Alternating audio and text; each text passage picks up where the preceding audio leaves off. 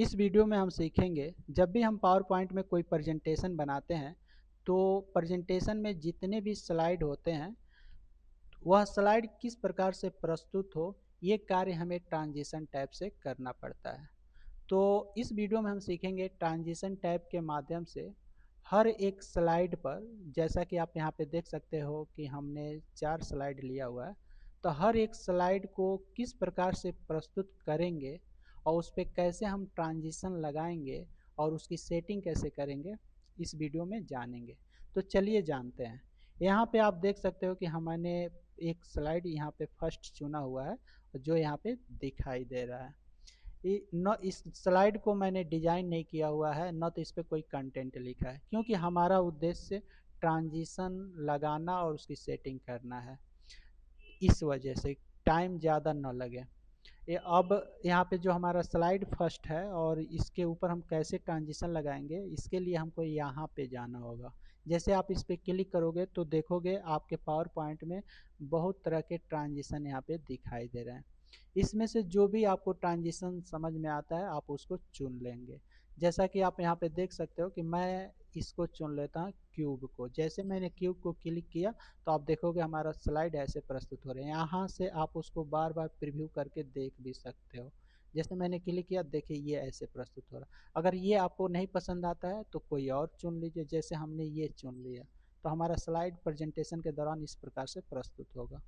जब हम यहाँ से अपना जो ट्रांजिशन होता है वो सेट कर लेते हैं तो इसके बगल में आपको इफेक्ट ऑप्शन भी देता है। यानी यहाँ पे जैसे क्लिक करोगे तो यहाँ पे डायरेक्शन बता, अगर लेफ्ट पे क्लिक कर देंगे तो हमारा इस प्रकार से ट्रांजिशन यानी हमारा जो स्लाइड है प्रेजेंट होगा।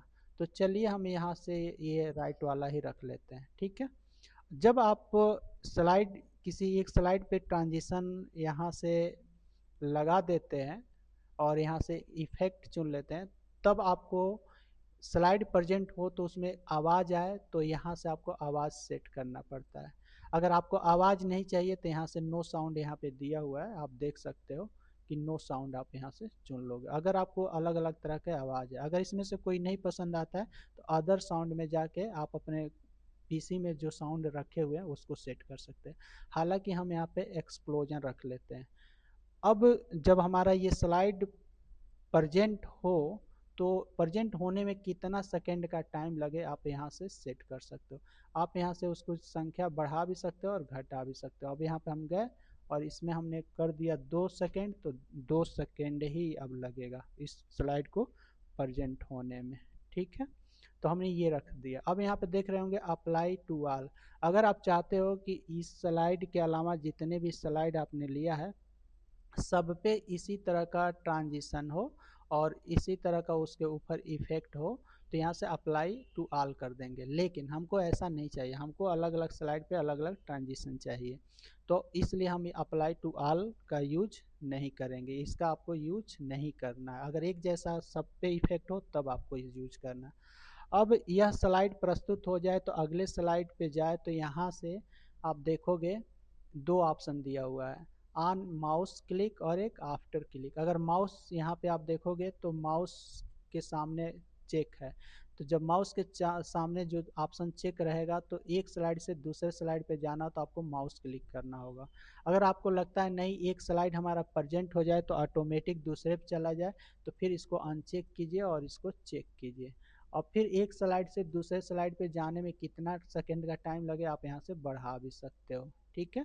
तो हमको यहाँ नहीं बढ़ाना, अगर आप चाहो तो आप बढ़ा सकते हो, ठीक है। फिलहाल हम यहाँ पे रहने देते हैं।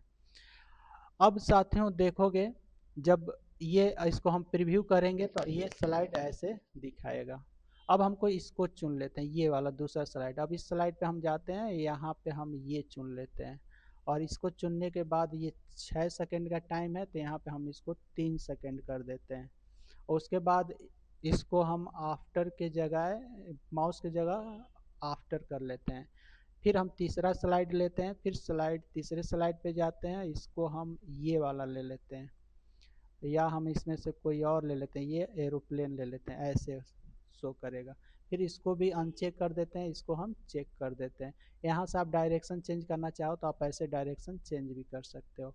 आवाज़ यहाँ से ड्यूरेशन भी हम बढ़ा दे रहे हैं, यहाँ पे 3 सेकेंड कर दे रहे हैं। ठीक है, अब ये चौथा स्लाइड ले लिया। अब चौथे स्लाइड को किस प्रकार से प्रस्तुत करना है, यहाँ पे हम चलते हैं, ये वाला चुन लेते हैं, ये तो हमारा स्लाइड ऐसे प्रस्तुत होगा। अब फिर इसमें ड्यूरेशन रहने देते हैं, इसको अनचेक करते हैं और इसको हम चेक करते हैं। तो इसको चेक करने से होगा, देखिए हमने हर एक स्लाइड पे जो ट्रांजिशन लगाया है तो उसके लिए हमने आफ्टर चुना, इसलिए जब हम प्रेजेंट करेंगे ना, जब हम प्रेजेंट करेंगे तो हमें माउस क्लिक करने की ज़रूरत नहीं, एक के बाद एक दिखाएगा। चलिए हम यहाँ से इसको प्रेजेंट करते हैं। अब स्लाइड शो में जाएंगे और जब इसको फ्रॉम बिगिनिंग करेंगे तो आप देखेंगे हमारा स्लाइड इस प्रकार से प्रस्तुत होगा। तो यहाँ पे